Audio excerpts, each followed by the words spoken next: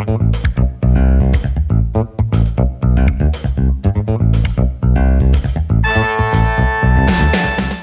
is John Zaninovich. Welcome to Move My Mass. You'll be hearing from great guests talk about balancing life and being fit.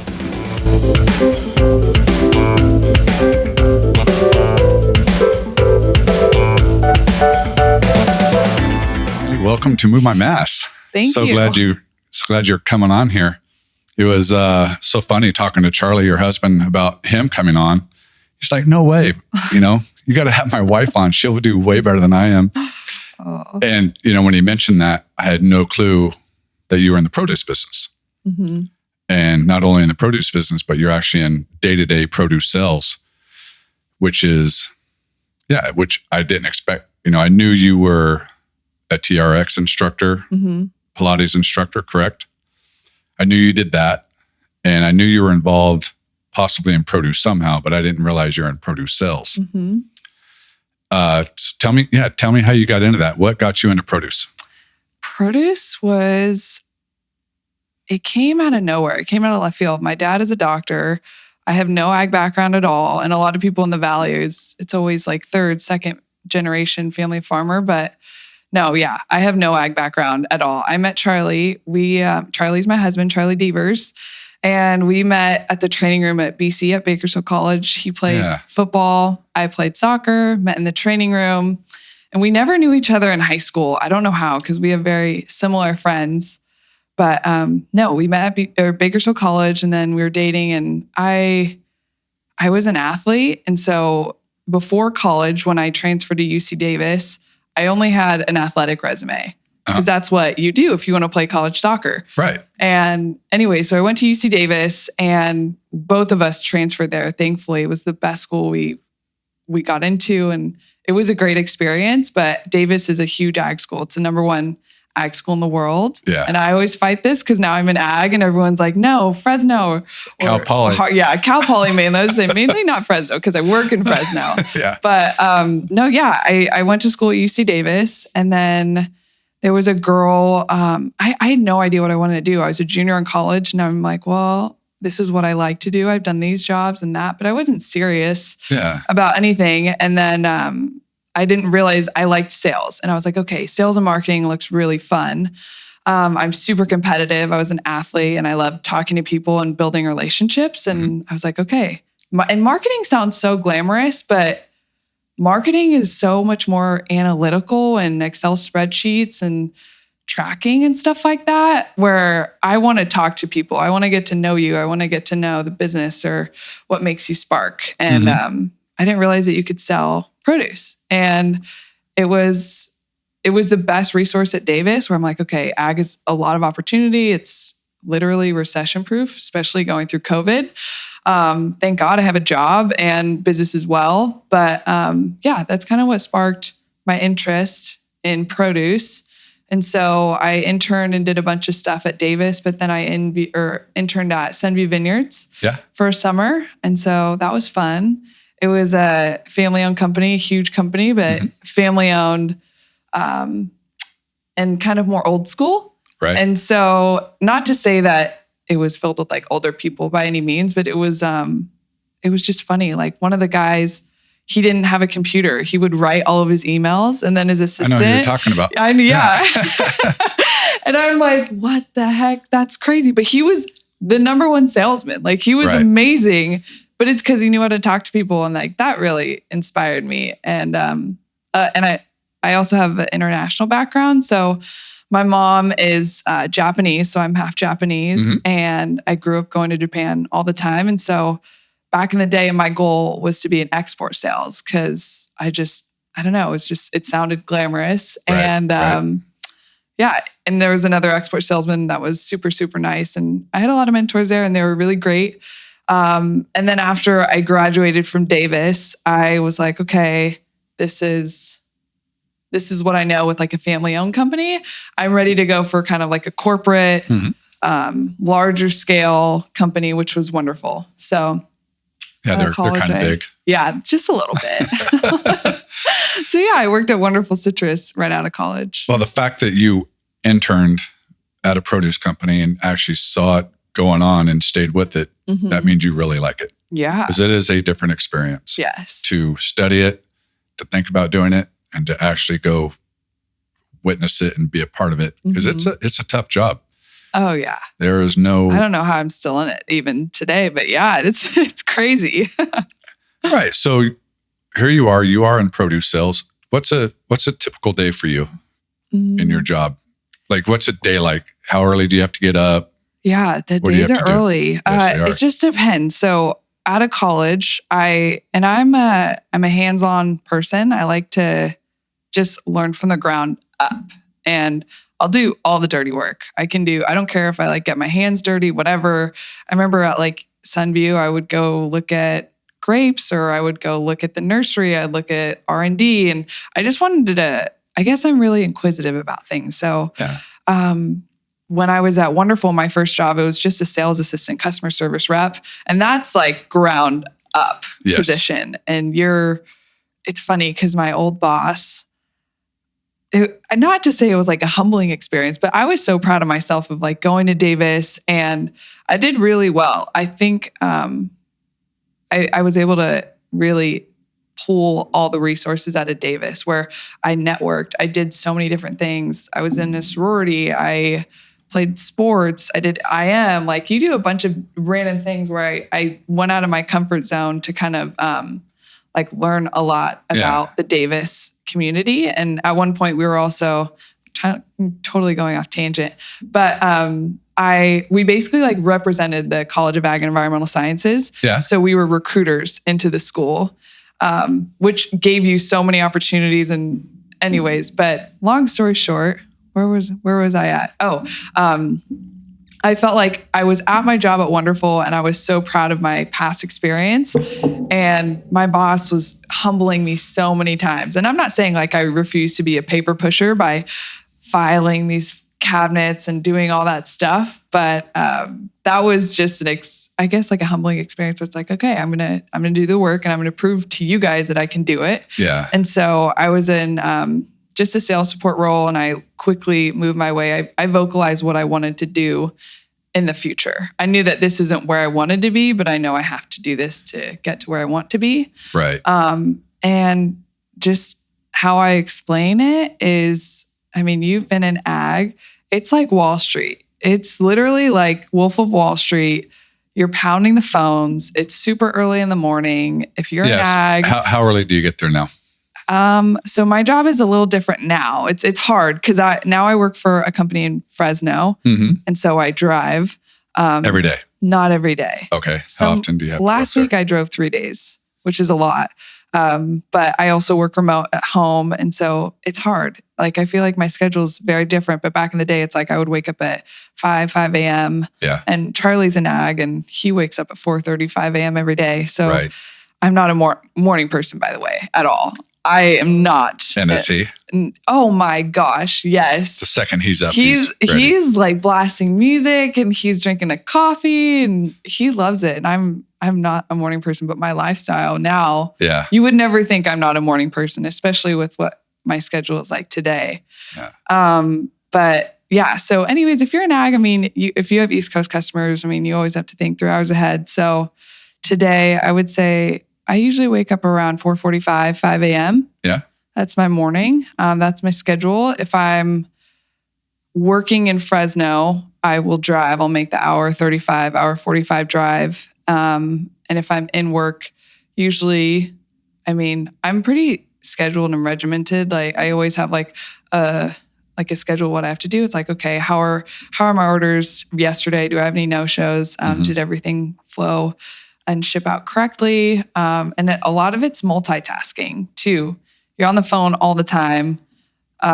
Literally, I remember back in the day watching one of Charlie's coworkers when he sold potatoes. He had 2 phones, and it was an old school guy who had 2 phones around his ears. And I'm like, what the heck? But that's ag. It's literally Wolf of Wall Street. You're on the phone all the time. But it depends on what role you're in as well. So I would say if I'm starting out, it was transactional. So that's when you're pounding the phones every single day, calling people, calling new customers, calling existing customers. and it's so busy, right? And that's how my selling was back at Wonderful. And then gradually it's like, okay, you've graduated with transactional, you know how to work the phones, you know the lingo, you know the language, and now you have to work on contract pricing, and now you have to work on programs and forecasting. Right. And so that was a different challenge. And then I feel like now I'm in sales, but also somewhat of a business development role. And so, and my boss tells me, he's like, this is going to be like the loneliest role because you're not constantly having that instant gratification, which is what sales is. And I'm competitive. And that was a really hard transition for me. But it's so much more rewarding too, because you have to be very disciplined with your time. You might not be on the phone every single day talking to your customers and hustling, but you have to get creative of how to entice someone to buy from you. So, or get to know you.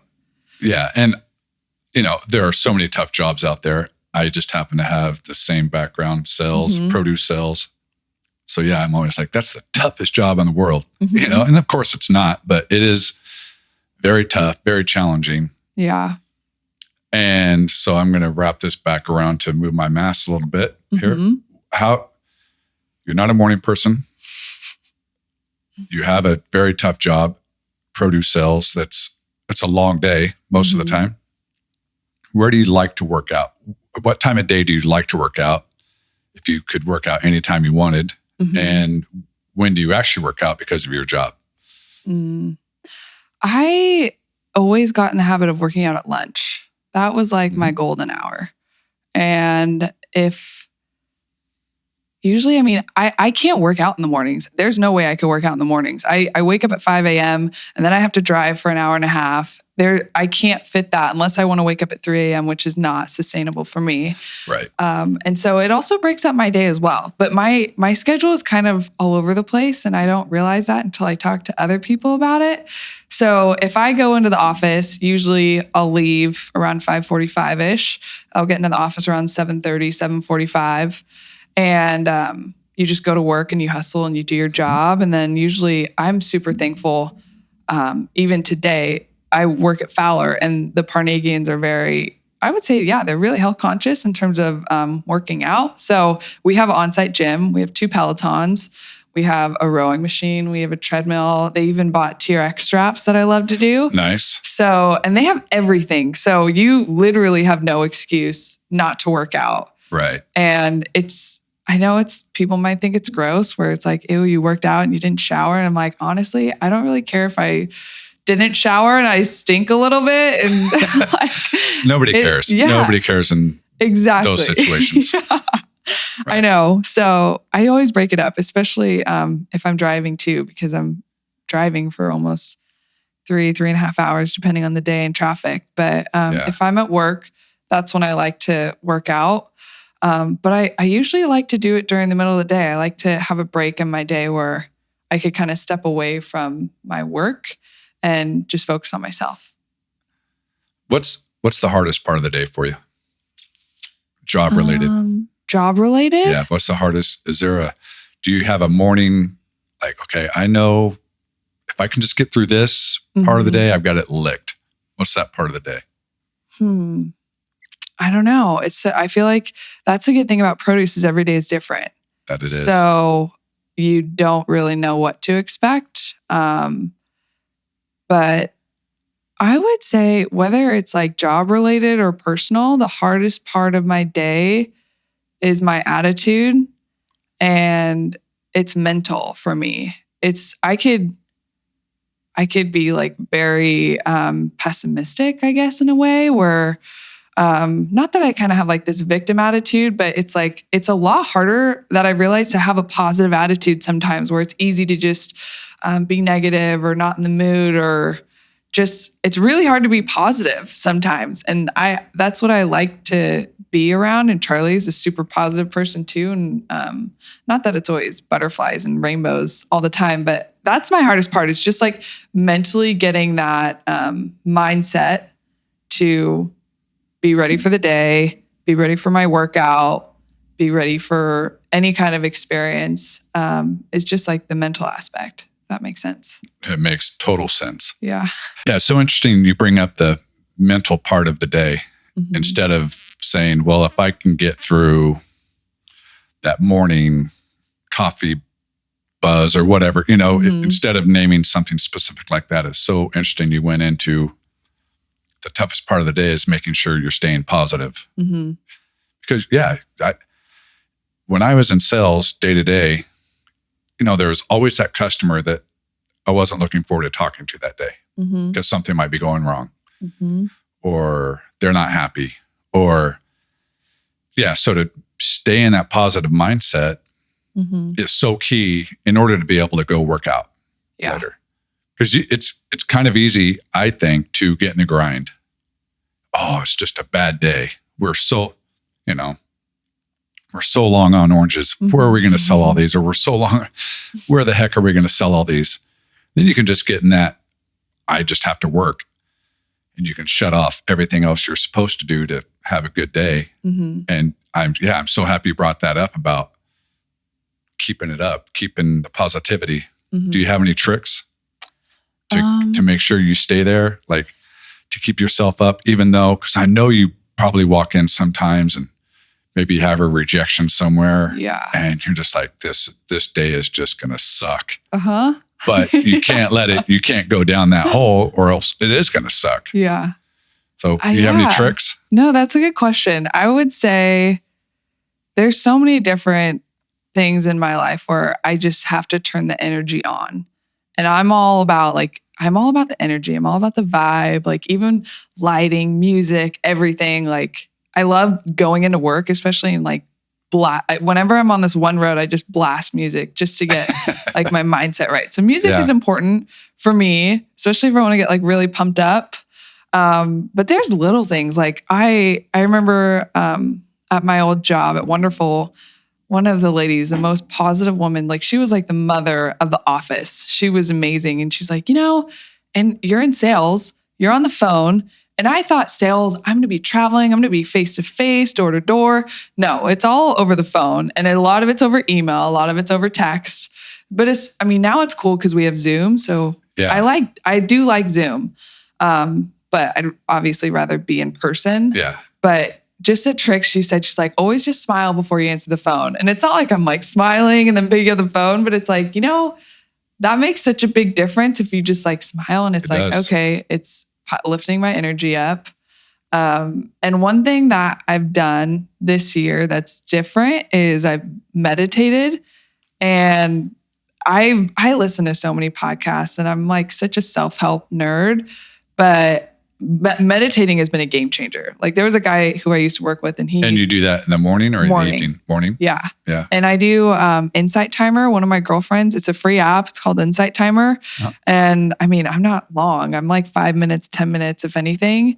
But I just noticed last year, there was just some times in my life where it's like I wasn't mentally strong or straight.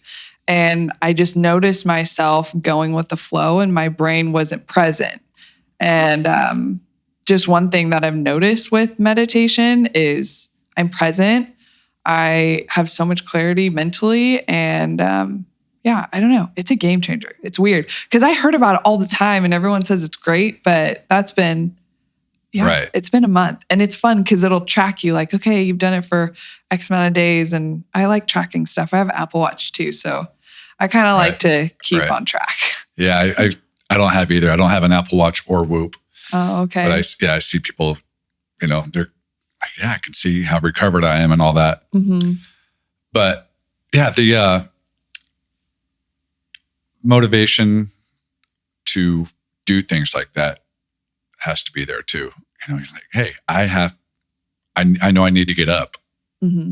And when I say up, not physically up out of bed, but I got to get up for the day. I've got to get up for my job. And, what I haven't even talked about yet here today is not only do you do produce sales, but you're also a TRX instructor, Pilates instructor. How long have you been doing that? I've been doing instructing for 1.5 years. So I got TRX certified first. And And it took me a while to get comfortable with it for sure. And I recently got certified in bar last spring, right when COVID hit. So not Pilates, and I'm not certified in Pilates yet. Hopefully one day, but just TRX and bar right now. And what time of the day do you normally do that? Obviously in the evenings?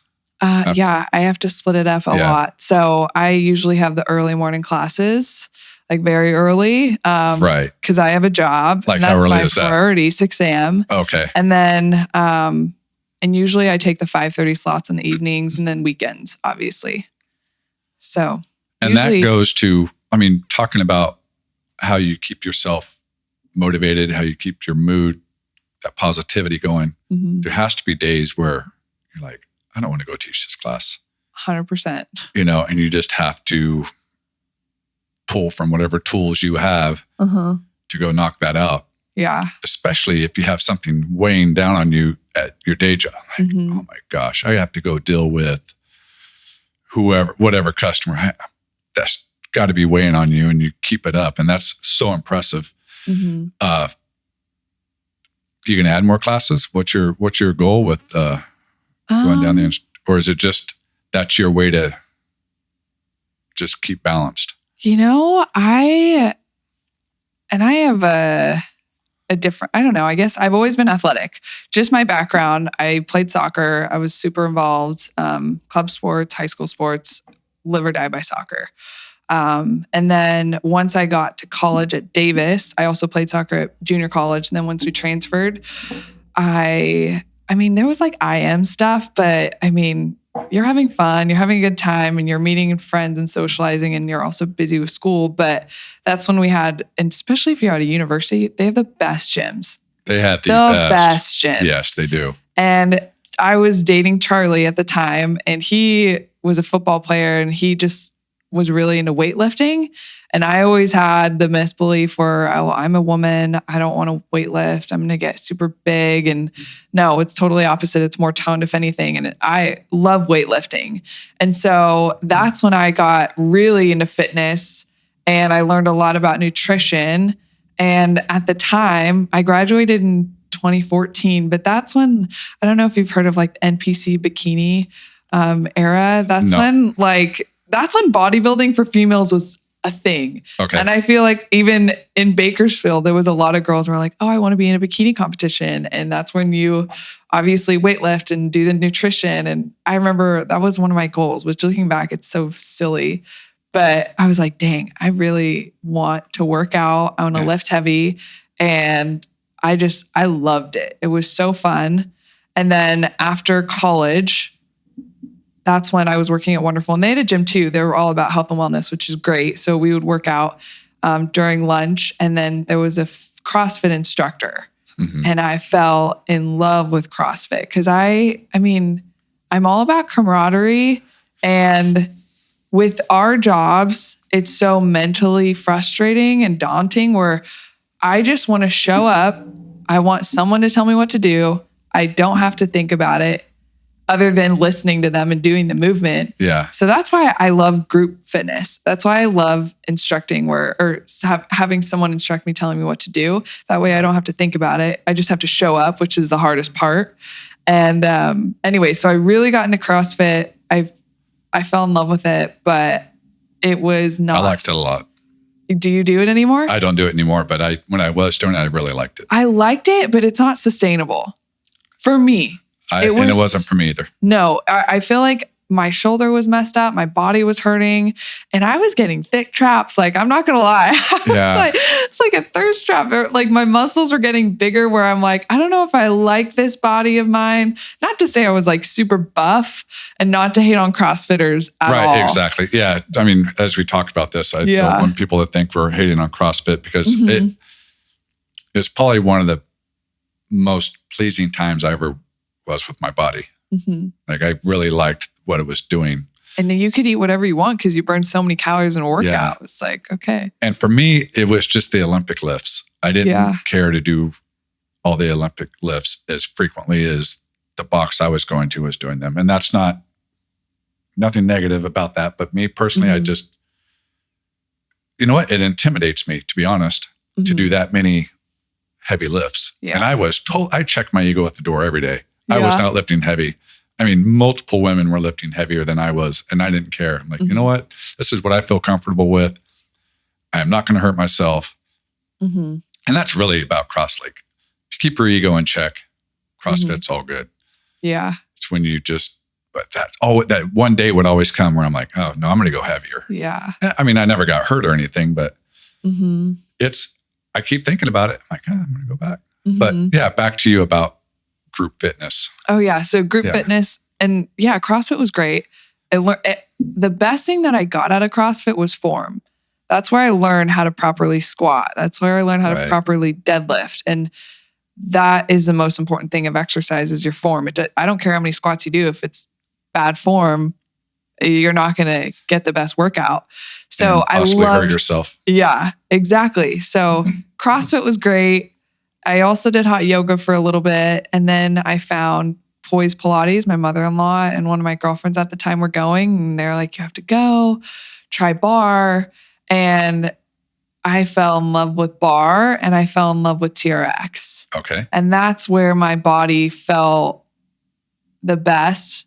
And it's the best experience and it's the best studio. And I'm not trying to like be this salesperson, but Poise Pilates is a place in Bakersfield that makes you feel like you're not in Bakersfield. Not to hate on Bakersfield, but I understand what you're saying. You know what I mean? Yeah. It's all about the experience, and the building is beautiful and the vibe is great. The music is awesome. And the instructors are so like welcoming and open, not judgmental at all, like not cliquey, which I love. But I found bar and I found TRX, and bar. A lot of people have this misconception where it's like ballet bar. It's super eloquent. You have to be super, I don't know I can't think of the word, but it's about, I can't think of the word. I've done a class.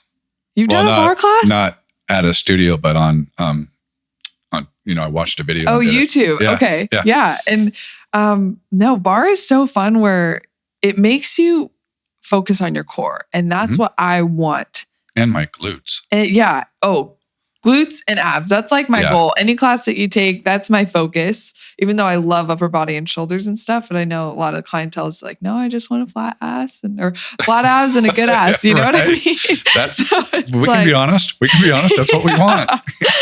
But no, and TRX is fun. I love TRX. Yeah. So that's kind of been, I guess, my fitness journey along with where I'm at today. And I've recently gotten a Pilates reformer. Pilates has been a game changer. I highly recommend it. It is a little bit more expensive, but I was doing also spin as well. Especially when I travel for work. Luckily, with our job, when we were traveling pre-COVID, you go to fun cities. You go to Chicago and all like cool places. And so whenever you're at a convention, it has a lot of late nights, heavy dinners, heavy drinking. And because I'm in this cool city, there's always like a Soul Cycle or there's a Pure Bar, there's a bunch of studios. So I always made sure like I would Yelp and look in the area. Okay, here's my hotel. It's only a mile away. I could walk or I could Uber.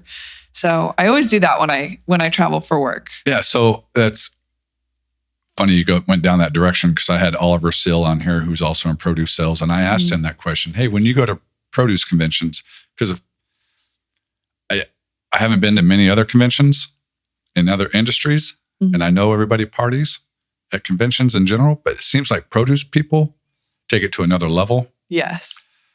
And I'm not saying the amount of drinking necessarily, but the amount of eating.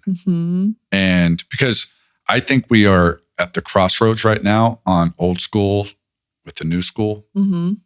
I like to eat and drink. I can do it with the best of them.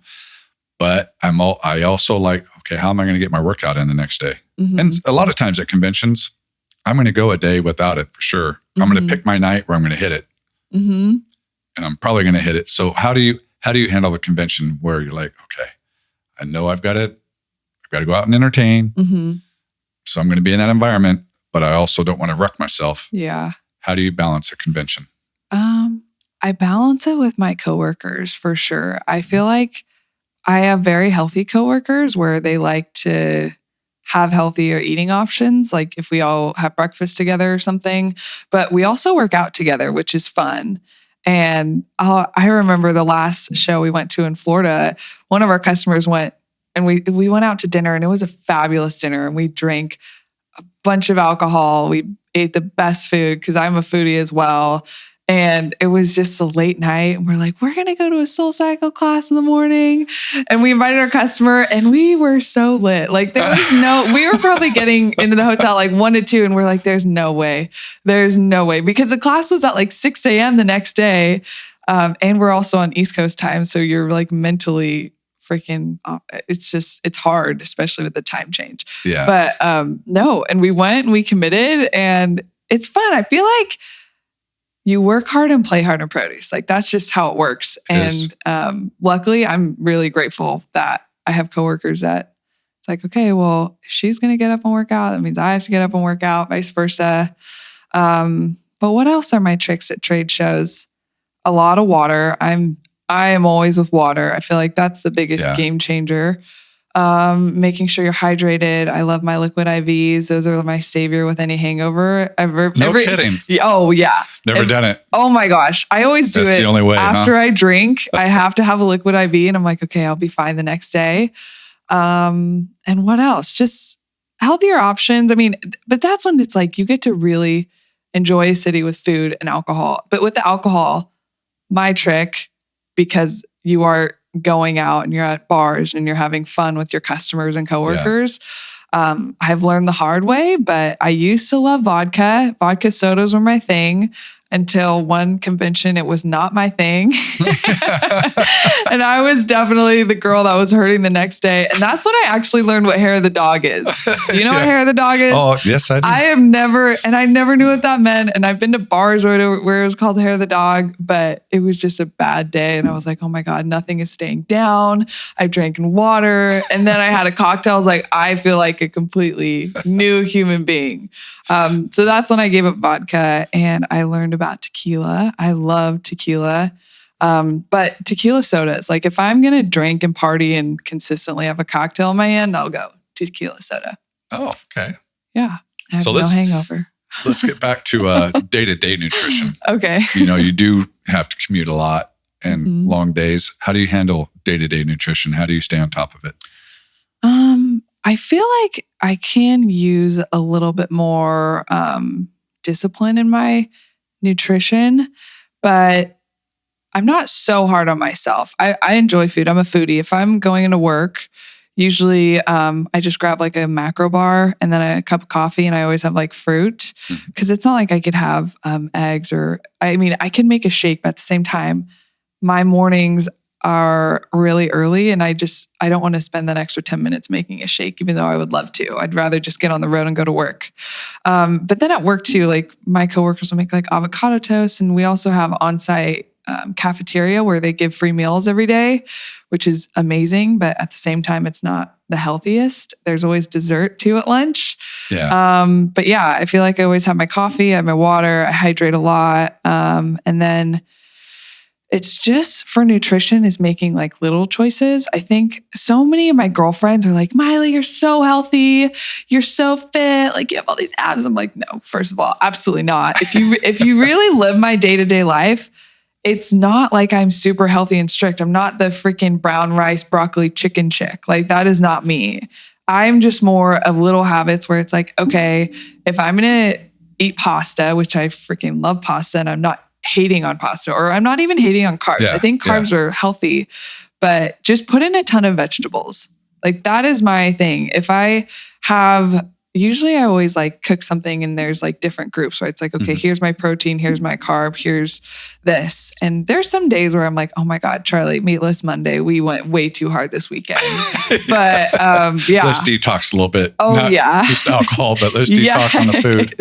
Yeah. Yeah. And that's where I'm like, I feel like I can be strict with my diet a little bit more, but I learned moderation is key and balance is key. And I will never forget in college, I grew up Catholic, and obviously there's Lent and you have to give up things. Yeah.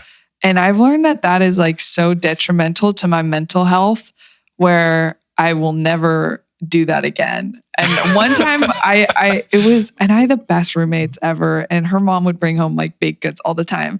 And I was like, okay, Lent, I'm going to give up sugar. And this is when I started getting into nutrition and fitness. And it's like, okay, I'm going to give up sugar. The day before Lent started, I binged and ate like 4 freaking cupcakes. And I'm like, this is so unhealthy. The fact that I deprive my body of it, I'd rather have one bite of a sweet every single night than overindulge where I'm like, oh my God, I haven't had Dwarves in forever. I'm gonna eat the whole black and white. You know what I mean? Right. Yeah. So that's when I learned about moderation, and I don't like to deprive myself of anything. But it also comes, we talked about this with trade-offs, where if I know that I'm going to have like a nice dinner, I try to eat healthier during the day for breakfast and lunch, where it's like, okay, I don't feel bad if I overindulge tonight. But also with like alcohol I feel like that's a huge game changer too. Like if you notice yourself drinking too much and you just turn it off, like I tried dry January, but that's the thing. It's like I can't deprive myself from something, especially with Charlie and I, because we like to have a good time and have a cocktail if we want and not feel bad about it.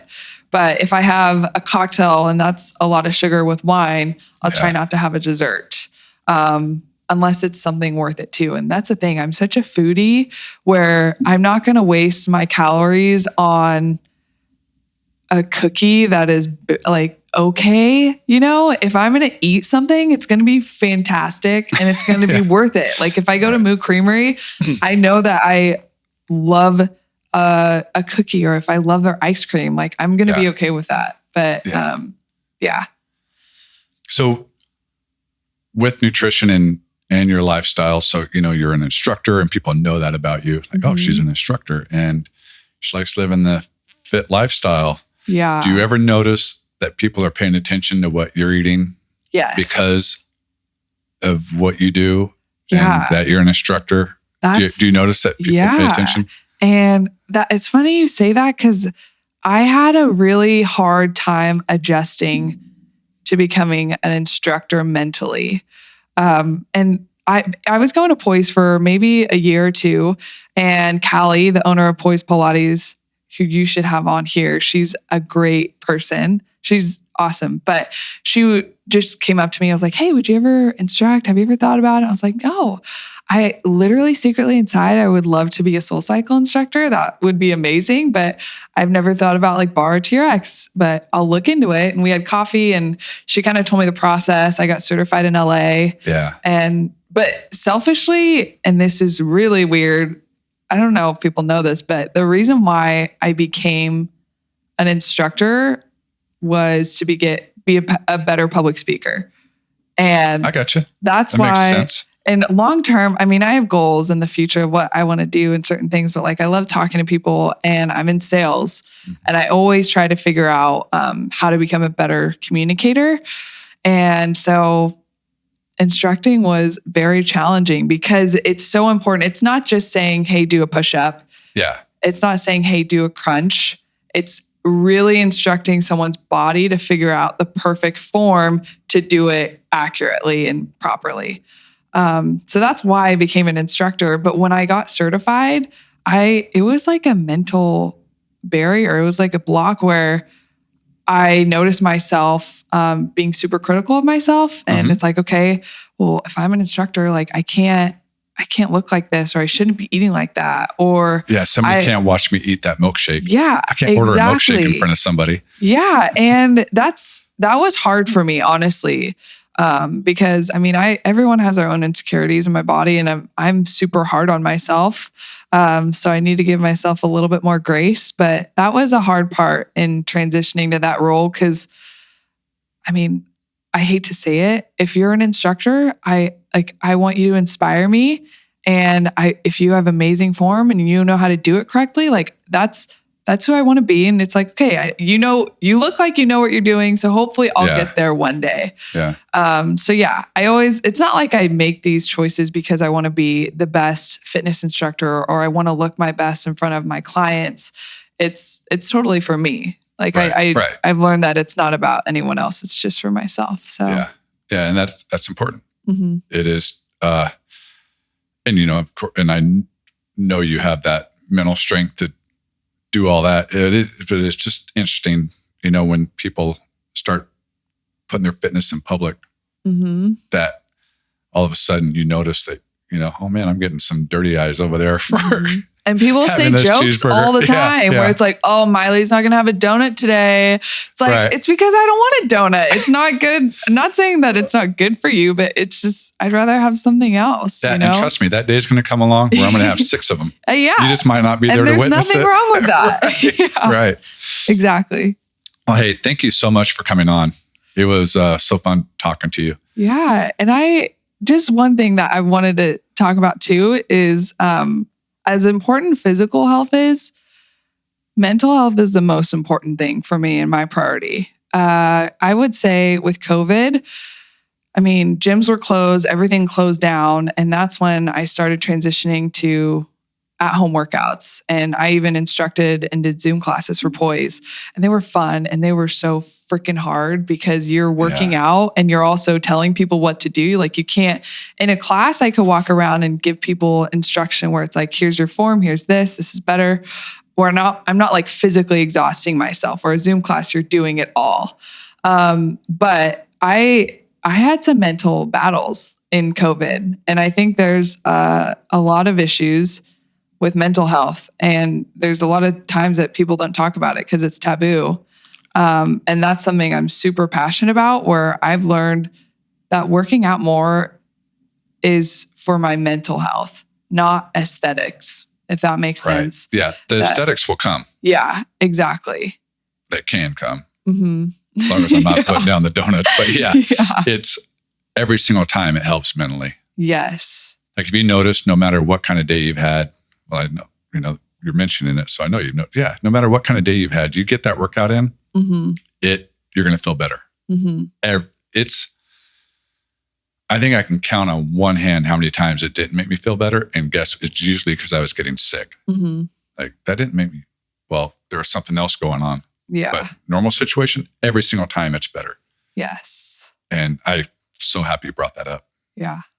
So super passionate about that. But thank you for having me. And I would love to have you at a TRX class and a bar class. It's not just for women. It is not. I promise. One of my favorite classes personally is Body Pump. What's Body Pump? It's by Les Mills.